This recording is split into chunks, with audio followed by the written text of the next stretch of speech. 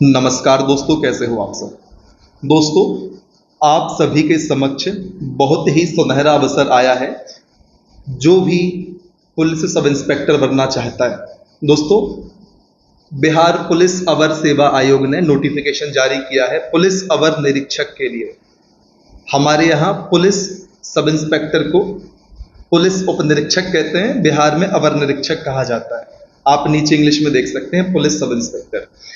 तो बिहार में नोटिफिकेशन आया है सब इंस्पेक्टर की भर्ती के लिए। 1275 पदों पर यह भर्ती होनी है। बहुत सारे पद हैं दोस्तों, बहुत बढ़िया मौका है। और लेवल 6 का वेतनमान आपको यहाँ पर मिलने वाला है। काफ़ी बढ़िया सैलरी आपको मिलेगी। विस्तार से हमें इस वीडियो में चर्चा करनी है कि क्या योग्यता है, क्या परीक्षा का पैटर्न है, कब फॉर्म भरना चालू होंगे, कब तक फॉर्म भरे जाएंगे, क्या एज है, इन सभी बिंदुओं पर चर्चा करनी है। सबसे पहले मैं आपको क्लियर कर दूं कि जो ये एग्ज़ाम होगा एसआई का, वो 3 चरणों में होगा। पहले आपकी प्रारंभिक परीक्षा होगी, फिर मुख्य परीक्षा होगी और फिर आपकी शारीरिक दक्षता परीक्षण होगा। लेकिन याद रखना है दोस्तों, प्रीलिम्स और मेंस जो होने हैं दोनों वस्तुनिष्ठ प्रकार के होने, तो आपको चिंता बिल्कुल नहीं करनी।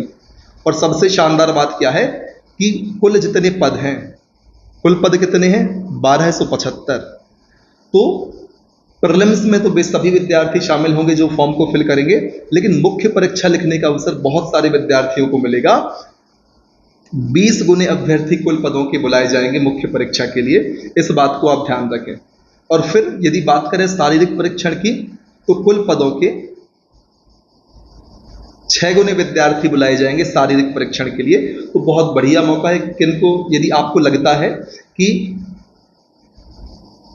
आपकी तैयारी काफ़ी समय से छूट गई है और इतने पद हैं 1275 लोगों में, आप अपनी जगह कैसे बनाएंगे? तो दोस्तों, डायरेक्ट 1275 लोगों का चयन नहीं होना है। ध्यान रखें, जब आप प्रीलिम्स देंगे तो प्रीलिम्स में कुल पदों के 20 गुने अभ्यर्थी, 1275 का यदि आप 20 गुना करेंगे तो आप पाएंगे ये निकल कर आता है 25,500 अभ्यर्थियों का चयन होगा मुख्य परीक्षा के लिए। और दोस्तों, एक बात और ध्यान रखनी है, जितने भी विद्यार्थी समान कट ऑफ मार्क्स पर होंगे उनको भी मुख्य परीक्षा लिखने का मौका मिलेगा। इस प्रकार से 30,000 प्लस अभ्यर्थी मुख्य परीक्षा लिखेंगे। तो बहुत बढ़िया मौका है। आपको पहली बार में ही 1275 में नहीं आना, फिर प्रीलिम्स के बाद मेंस या मुख्य परीक्षा के लिए आपको समय दिया जाएगा। आप अपनी तैयारी को और मजबूत कर सकते हैं। तो जो भी चाहते हैं सब इंस्पेक्टर बनना, उनके पास ये गोल्डन अपॉर्चुनिटी है। हम सभी जानते हैं हमारे स्टेट मध्य प्रदेश में वर्ष 2017 से सब इंस्पेक्टर की भर्ती नहीं निकाली गई है और अभी भी कुछ ऐसे चांस नहीं दिखते। नोटिफिकेशन आता है तो बहुत बढ़िया बात है, लेकिन यहाँ पर बिहार पुलिस अवर सेवा आयोग ने सब इंस्पेक्टर की भर्ती के लिए बहुत भारी संख्या में 1275 पदों पर एक साथ भर्ती निकाली है। हमारे मध्य प्रदेश में अमूमन 500, 400, 600, 700 ऐसे पदों पर भर्ती देखने को मिलती है। तो चलिए विस्तार से हम चर्चा कर लेते हैं कि आखिर क्या इस नोटिफिकेशन में आप सभी के लिए जानकारी दी गई है। तो मैंने आपको सबसे पहले बताया कि जो भी तैयारी करना चाहते हैं सब इंस्पेक्टर की, उन्हें इस फॉर्म को भरना ही चाहिए।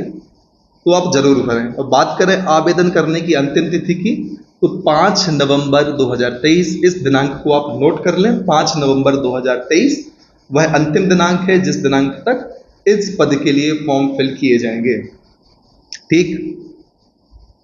काफी सारे विद्यार्थियों को तो ये भी डाउट होता है कि सर, क्या बिहार में नोटिफिकेशन निकाला, मध्य प्रदेश का, उत्तर प्रदेश का, राजस्थान का अभ्यर्थी इस फॉर्म को फिल कर पाएगा? तो यहाँ साफ लिखा रहता है कि इस फॉर्म को भारत का नागरिक फिल कर सकता है। अब आप भारत के नागरिक हैं तो इस फॉर्म को आप स्वाभाविक सी बात है फिल कर ही लेंगे। मैंने बात करी अंतिम डेट क्या है। अंतिम डेट है फॉर्म फिल करने की 5 नवंबर 2023।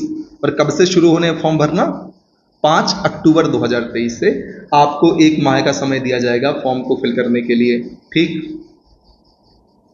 तो चलिए बाकी और जो महत्वपूर्ण बिंदु हैं इनकी हम चर्चा कर लेते हैं। आवेदन के लिए पात्रता, जैसा कि मैंने आपसे कहा कि भारतीय नागरिक होना अनिवार्य है।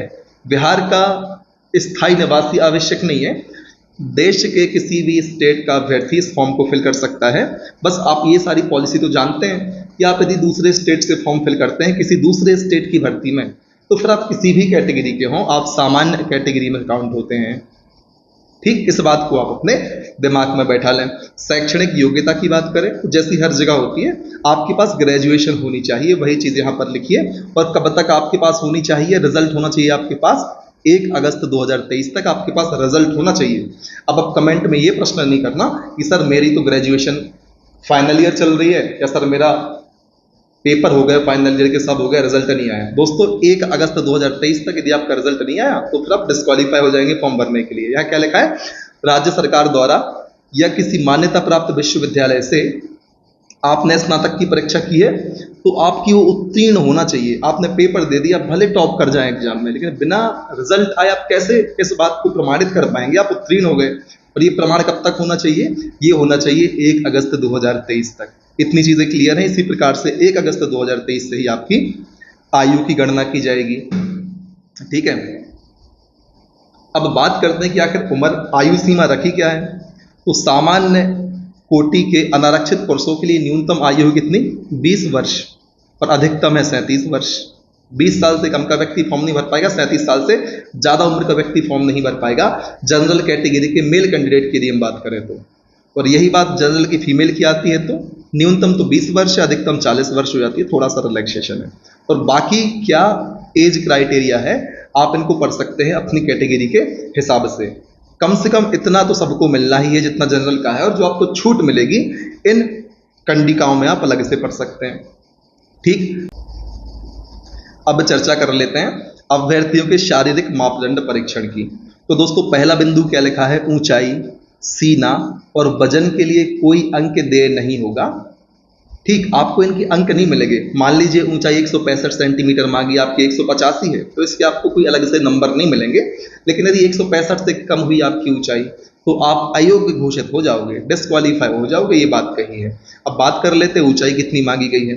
तो अनारक्षित सामान्य वर्ग एवं पिछड़ा वर्ग के पुरुषों के लिए 165 सेंटीमीटर, अत्यंत पिछड़ा वर्ग के पुरुषों के लिए 160 सेंटीमीटर, अनुसूचित जनजाति अनुसूचित जाति के पुरुषों के लिए 160 सेंटीमीटर और सभी वर्ग की महिलाओं के लिए न्यूनतम ऊंचाई 155 सेंटीमीटर है। फीमेल कैंडिडेट ध्यान से सुन लें।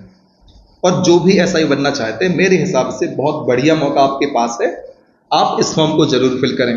हम सेंट्रल गवर्नमेंट की जॉब फिल करते हैं तो हमें दूसरे स्टेट में काम करना ही पड़ता है, और जब इतनी अच्छी पोस्ट किसी दूसरे स्टेट में निकली है तो हमें फिर वहां जाके काम करने में कोई ऐतराज नहीं होना चाहिए। ठीक, अब बात करते हैं सीना के लिए। यह बेंचमार्क सिर्फ पुरुषों के लिए है।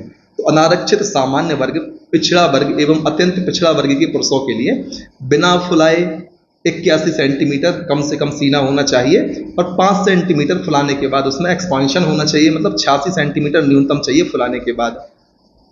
वही सारी चीजें यहाँ पर लिखी हैं। और यही सीना का बेंचमार्क एससी और एसटी के लिए बिना फुलाए 79 सेंटीमीटर और फुलाकर 84 सेंटीमीटर। महिलाओं के लिए ये माप नहीं है। अब बात करते हैं वजन की। सभी वर्ग की महिला उम्मीदवार के लिए न्यूनतम वजन 48 किलो होना चाहिए। जिनका 48 किलो वजन नहीं और एसआई बनना चाहती हैं बिहार में, तो खाना पीना चालू कर दो, अपना वजन 48 किलो कम से कम कर लो। नहीं तो पेपर में टॉप करने के बाद, रनिंग में सबसे फास्ट भागने के बाद यदि वजन आपका 47.5 हो गया तो आधा किलो के चक्कर में आपकी सब इंस्पेक्टर की नौकरी चली जाएगी। ठीक, अब बात करते हैं किन्नर कोथी ट्रांसजेंडर थर्ड अभ्यर्थी के लिए शारीरिक मापदंड तथा शारीरिक दक्षता परीक्षा का मापदंड पिछड़ा वर्ग की महिला अभ्यर्थियों के समान होगा। इस बिंदु को भी आप ध्यान रखें जो भी फॉर्म को फिल करना चाहते हैं। फिर बारी आती है नियुक्ति प्रक्रिया की कि आखिर नियुक्ति प्रक्रिया कैसी होगी। दोस्तों यहां पर मैं देख रहा हूं पुरुष अभ्यर्थियों का न्यूनतम वजन यहां पर कहीं मेंशन नहीं किया गया नोटिफिकेशन में, है ना। चलिए कोई बात नहीं, हम आगे चर्चा कर लेते हैं नियुक्ति की क्या प्रक्रिया होगी। दोस्तों लिखित प्रतियोगी परीक्षा होगी। ठीक, इसमें आपके 2 चरण होंगे। पहला प्रारंभिक परीक्षा होगी, इसमें 200 अंकों का पेपर होगा, कुल 100 प्रश्न पूछे जाएंगे और 2 घंटे में पेपर आपसे लिया जाएगा। इसमें क्या पूछा जाएगा? इसमें सामान्य ज्ञान और समसामयिक मुद्दों से संबंधित, मतलब इसमें जनरल नॉलेज और करंट अफेयर से संबंधित प्रश्न पूछे जाएंगे। इसमें 30% से कम अंक प्राप्त करने वाले अभ्यर्थी मुख्य परीक्षा के लिए असफल घोषित हो जाएंगे। मैंने कहा आपसे 25,500, और समान कट ऑफ की बात करें तो लगभग 30,000 प्लस अभ्यर्थी मुख्य परीक्षा में शामिल होंगे। लेकिन यदि इस परीक्षा में टॉप के 25,500 अभ्यर्थी 30% अंक प्राप्त नहीं कर पाए, मतलब 100 प्रश्न में से 30 प्रश्न सही नहीं कर पाए। कुछ ही अभ्यर्थी इतने प्रश्न, ऐसा होता नहीं, कॉम्पिटिटिव एग्जाम है, बहुत ज्यादा स्तर बढ़ गया एग्जाम का, कट ऑफ 70-80% तक जाती है। ये तो कहने की बात है कि 30% से कम अंक प्राप्त करने वाले अभ्यर्थियों को मुख्य परीक्षा से असफल घोषित कर दिया जाएगा, भले भी टॉप 25,500 में आ जाए। ठीक, लेकिन कंपटीशन इतना ज्यादा है कि 25,500 या जो समान कट ऑफ वाला मैंने आपसे कहा 30,000 प्लस अभ्यर्थी, वो 70% 80% पर ही मिल जाते हैं। 30% तो बहुत कम क्राइटेरिया है। तो यहां पर कहा है कि यदि आप टॉप जितने 20 गुने हैं उनमें भी आते हैं और आपके नंबर 30% से कम है, तो आप डिस्क्वालीफाई हो जाओगे। फिर भले ही 20 गुने बच्चे ना मिल पाए, 15 गुने मिले, 17 गुने मिले, 12 गुने मिले, उनकी मुख्य परीक्षा ली जाएगी।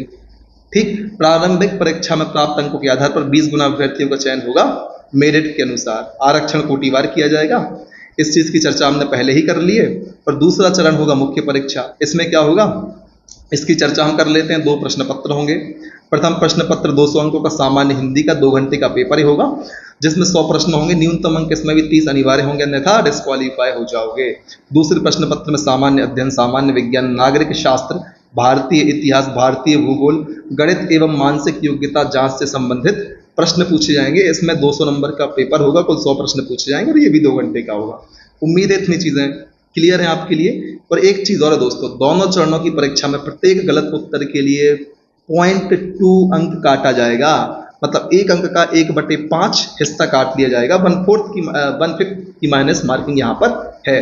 कहने का मतलब यदि आप 5 प्रश्न गलत कर देते हैं तो 5 प्रश्न गलत करने पर आपका एक सही प्रश्न का नुकसान हो जाएगा। ये होता है 0.2 अंक काटने का या 1/5 माइनस मार्किंग का। और एक चीज और है, उत्तर पुस्तिका 2 प्रतियों में होगी, जिसकी 1 प्रति आयोग के पास सुरक्षित रखी जाएगी। ठीक, तो ये हमारी चर्चा का विषय नहीं है। फिर हम बात कर लेते हैं तृतीय चरण, शारीरिक योग्यता या दक्षता परीक्षण। इसमें क्या होगा भाई, आपको दौड़ाया जाएगा। सभी कोटि के पुरुषों के लिए आपको 1 मील दौड़ना पड़ेगा, जो कि होता है 1.6 किलोमीटर या 1600 मीटर। कितना समय मिलेगा, 6 मिनट 30 सेकेंड आपको दिए जाएंगे। आपको काफी प्रैक्टिस करनी होगी इतना दौड़ने के लिए। अधिक समय लेने वाले अभ्यर्थी डिस्क्वालीफाई हो गए। ठीक, सभी कोटि की महिलाओं के लिए सिर्फ 1 किलोमीटर या 1000 मीटर दौड़ाया जाएगा और 6 मिनट का समय इनको दिया जाएगा। तो ऊंची कूद की यदि हम बात करें तो सभी कोटि के पुरुषों के लिए न्यूनतम 4 फीट कूदना ही पड़ेगा। 3.5 पौने 4 कूदते हैं तो डिस्क्वालीफाई हो गए। ठीक, महिलाओं की बात करें तो महिलाओं के लिए न्यूनतम 3 फीट कूदना होगा सभी कैटेगरी की। ठीक, जो नहीं कूद पाएंगे वे डिस्क्वालीफाई हो जाएंगे। पर लंबी कूद की बात करें तो पुरुषों के लिए दोस्तों न्यूनतम 12 फीट की लंबी कूद निर्धारित की गई है, महिलाओं के लिए न्यूनतम 9 फीट की लंबी कूद निर्धारित की गई है। जो नहीं कर पाएंगे वो डिस्क्वालीफाई हैं, ये अंडरस्टूड है ना, इस बात को बार बार मुझसे ना बुलवाएं। फिर बारी आती है गोला फेंक की। 16 पाउंड का गोला न्यूनतम 16 फीट फेंकना होगा पुरुषों के लिए, कम फेंकोगे डिस्क्वालीफाई। महिलाओं के लिए 12 पाउंड का गोला 10 फीट फेंकना होगा, नहीं फेंकोगे तो डिस्क्वालीफाई हो। और एक बात और याद रखनी है, दौड़ में आपको सिर्फ एक बार मौका मिलेगा। ऊंची कूद, लंबी कूद, गोला फेंक में आपको 3 मौके मिलेंगे। कई बार क्या होता है, पैर नहीं जम पाता, हम दौड़ जाते हैं तो लंबी जंप नहीं आती, ऊंची जंप नहीं आ पाती, गोला नहीं फेंक पाता, हाथ सही सेट नहीं होता, तो 3 मौके दिए जाएंगे। 3 मौकों में आपको एक न एक बार जो मिनिमम क्वालिफाइंग जो उन्होंने बेंचमार्क बनाया है उसको पार करना ही होगा। और ऐसा हर जगह होता है। अब रनिंग में थोड़ी ना आपने 3 बार, आपने एक बार दौड़ लिया, आप 10 सेकंड से रह गए और तुरंत फिर दौड़ा देंगे तो 20 सेकंड से रह जाओगे, तो कॉमन सेंस वाली बात होती है, वहाँ कैसे मौके दे देंगे। और वो बनता भी नहीं है, क्योंकि लंबा समय आपको मिलता है खुद को संभालने का। ठीक, तो याद रखें, लंबी कूद, ऊंची कूद और गोला फेंक में 3 मौके देंगे आपके लिए। और जो किन्नर, कोती, हिजड़ा, ट्रांसजेंडर, थर्ड जेंडर के लिए जो बेंचमार्क होंगे वे पिछड़ा वर्ग की महिला अभ्यर्थियों के समान होंगे शारीरिक दक्षता परीक्षण के। ठीक है, फिर मेरे हिसाब से जितनी भी महत्वपूर्ण बातें थी इस नोटिफिकेशन में एग्जाम को फॉर्म फिल करने के संबंध में, उसकी चर्चा हमने कर ली है। यदि आप आरक्षण के आधार पर पद विभाजन देखना चाहते हैं तो आप यहाँ देख सकते हैं। इस नोटिफिकेशन को मैं अपने टेलीग्राम चैनल पर भी आप सभी से साझा करूंगा, जिसकी लिंक आपको हमारे इस वीडियो के डिस्क्रिप्शन बॉक्स में मिल जाएगी। कट ऑफ तिथि लिखी हुई है 1 अगस्त 2023, हर एक चीज की, चाहे शैक्षणिक योग्यता हो या कुछ भी हो। ठीक है, फिर चिकित्सीय जांच, चरित्र एवं पूर्ववृत्त सत्यापन, ये सारी चीजें भी होंगी, जो तो हर परीक्षा का चरण है। तो मैंने इसको 3 चरणों में शामिल नहीं किया, ये तो हर एग्जाम में होता ही होता है। ठीक, तो फिर ध्यान रखना है आपको, आपके आवेदन कब से चालू हो रहे हैं। आपके आवेदन चालू हो रहे हैं 5 अक्टूबर 2023 से। कब तक होने हैं? 5 नवंबर 2023 तक। तो जो भी सब इंस्पेक्टर बनने का सपना देख रहे हैं, इस फॉर्म को जरूर फिल करें। यह मेरा आप सभी के लिए सुझाव रहेगा। चाहे फिर भी मध्य प्रदेश के अभ्यर्थी हों, हालांकि मध्य प्रदेश के अभ्यर्थी तो परेशान हो चुके हैं सब इंस्पेक्टर की वैकेंसी का इंतजार करते करते। 25 साल का अभ्यर्थी 21 साल का हो गया, 20 साल का 26 साल का हो गया, 28 साल का 34 साल का हो गया, इस आस में कि नोटिफिकेशन आएगा और हमारे लिए एग्जाम देने का मौका मिलेगा और हम अपना चयन सुनिश्चित कर पाएंगे। कई बार तैयारी की है, तैयारी कंप्लीट करने के बाद छोड़ दी, फिर सब भूल गए, फिर तैयारी। मध्य प्रदेश में तो एक व्यक्ति 3-3 बार सब इंस्पेक्टर की तैयारी कर चुका कि हाँ नोटिफिकेशन आए, फिर से जुड़ जाते हैं, फिर उम्मीद छोड़ दी, इच्छा मर गई सारी की सारी, फिर बैठ गए। उसके बाद फिर तैयारी चालू करने लगा कि हाँ अब नोटिफिकेशन आएगा। ऐसा 3-4 बार हर अभ्यर्थी या हर एस्पिरेंट कर चुका है मध्य प्रदेश में, जो सब इंस्पेक्टर को एग्जाम को टारगेट कर रहा है। यदि मैं गलत हूं तो आप कमेंट सेक्शन में मुझे बताएं, और सही हो तो भी बताएं। तो बस मध्य प्रदेश के अभ्यर्थी हों, चाहे राजस्थान के हों, उत्तर प्रदेश के हों, जिनको भी सब इंस्पेक्टर बनना है, इस फॉर्म को जरूर फिल करें। ठीक, इस वीडियो में इतना ही। वीडियो बढ़िया लगा तो अधिक से अधिक विद्यार्थियों तक शेयर करें, हमारा सपोर्ट करें, चैनल को लाइक करके, चैनल सब्सक्राइब, वीडियो लाइक करके, बढ़िया बढ़िया कमेंट करके लगातार मेहनत करें, आगे बढ़ते रहें और तब तक ना रुकें जब तक आपको आपका लक्ष्य प्राप्त नहीं होता। जय हिंद, वंदे मातरम।